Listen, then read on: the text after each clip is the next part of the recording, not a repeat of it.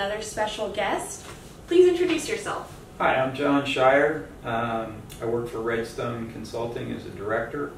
I've been with them for a few months now. I just recently retired from the Defense Contract Audit Agency, and prior to that, I also worked for the Defense Contract Management Agency for a few years. Wow. Our first question for you, sir, is when are limitations of funds and limitations of cost applicable to government contracts?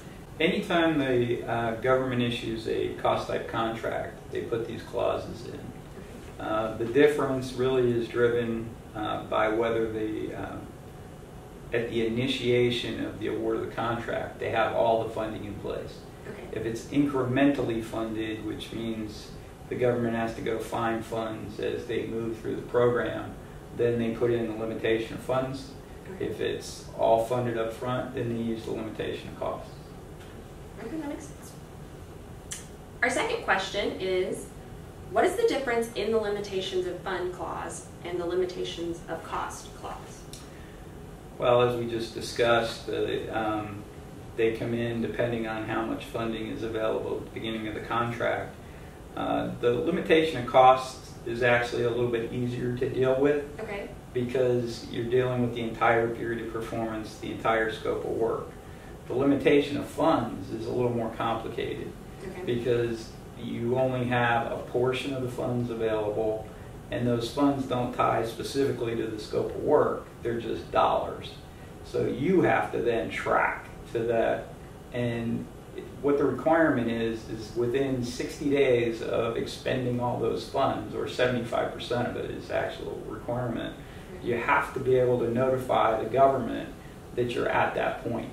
Oh, wow. So it's a little complex. Yeah. Next question is, what is the process a contractor should employ to ensure that they are compliant with limitations of funds and limitations of cost? Okay, well, it's a multi-step process. Okay.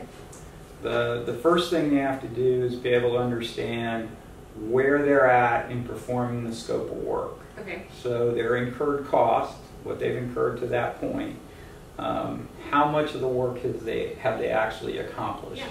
So they have to be able to understand that and then price that. How much did it actually cost them to accomplish that work?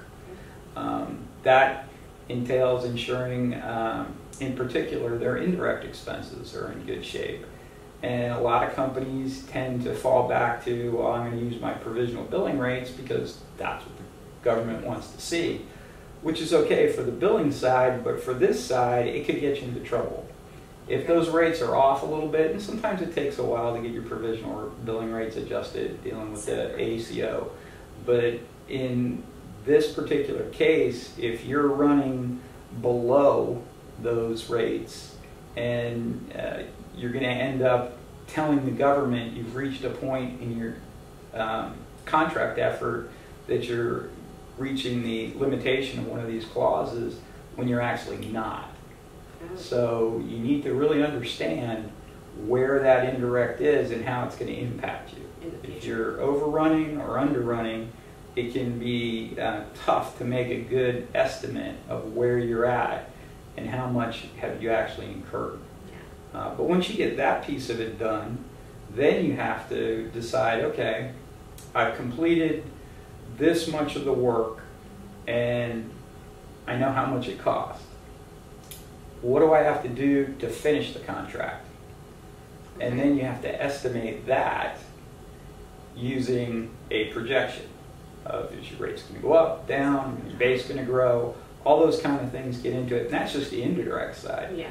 Did you really scope the amount of hours it's going to take? Let's just pick an example task, like the task to do some field testing on a particular unit. Yeah. You thought it was going to take 1,000 hours. You've already expended 800 and you've only done 1 of 3 tests. So you're going to have to factor that in. Now, understanding, is it going to take another 800 hours for each test, or is it going to take a couple hundred hours for the remaining tests and you're only going to need 1,200 hours compared to the 1,000? So those projections all have to come back in and then you price what's referred to as an estimate to complete. That estimate to complete is then added to your incurred cost, and that gives you your estimate at complete. Okay. So for the limitation of cost clause, you can compare your estimate at complete to the amount of costs that were in that particular clause, the limitation.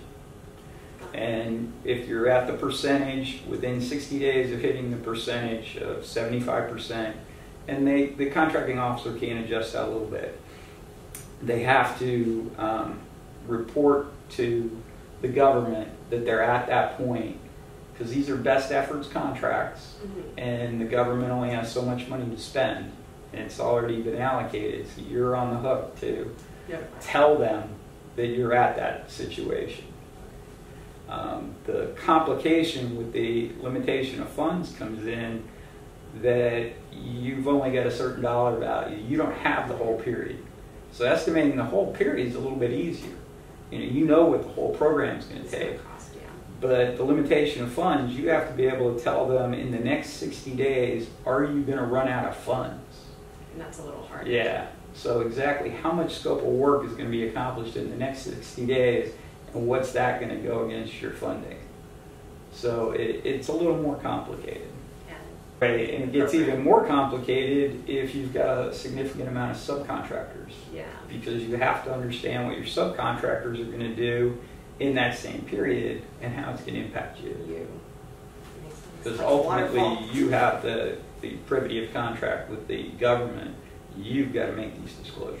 So our fourth question is, what is the process of reporting compliance with these clauses to the government customer? I know you kind of touched on that a little bit already. Right, we touched on the mechanics or the mathematics of it, but the actual compliance part is you have to make written notification. Okay. So you have to put written notification out to the contracting officer. And it's clear in the clause that it puts the onus on the contractor to make that disclosure. And you got to make sure you're disclosing to the correct people. The contracting officer has the authority to move funds, change contract. The program people, program office people, they're all excited about getting the program done. So they're going to tell you all kinds of things, and they're going to want to hear all kinds of things. But it's really the contracting officer that's got the authority to deal with the funding. So we're coming to our last question. So our last question is, what happens if a contractor does not comply with the requirements of the limitations of fund and the limitations of cost? If there's excess cost incurred or you've exceeded the funding, the government is not obligated to reimburse you. Wow. So you could lose a bunch of money. Eat that cost, potentially. It's not often that happens, but it does happen. Okay. Incrementally funded contracts are probably more apt to have something like that trigger. It, in effect, triggers a termination of the contract. Wow. So if they can't put any more funds to cover the scope of work that they intended, then they have to trigger a termination process. Thanks. Well, thank you so much for answering our questions. Do you have any last words of advice to our viewers out there? Make sure your accounting systems have this kind of detail. I mean, it seems like getting a cost type contract is great because you just bill and they pay you. Yeah. But they have these contract limitations in there and they put risk back on you. And a lot of times we look at cost performance as the contractor's not at greater risk for this type of contract, cost type contracts, but they are at risk for performance because it's best efforts. So you don't want your past performance rating to be impacted by you not accomplishing scope of work. So understanding this protects your funds or cost, but it also helps you make very clear what's driving and causing any issues with your best efforts to accomplish the scope of work. Makes sense. So being clear throughout the process, keeping detailed records, making sure your accounting system is keeping up will help you in the long run and the short run. Yes. Sounding like. Well, thank you again, Mr. John. It was very nice to meet you.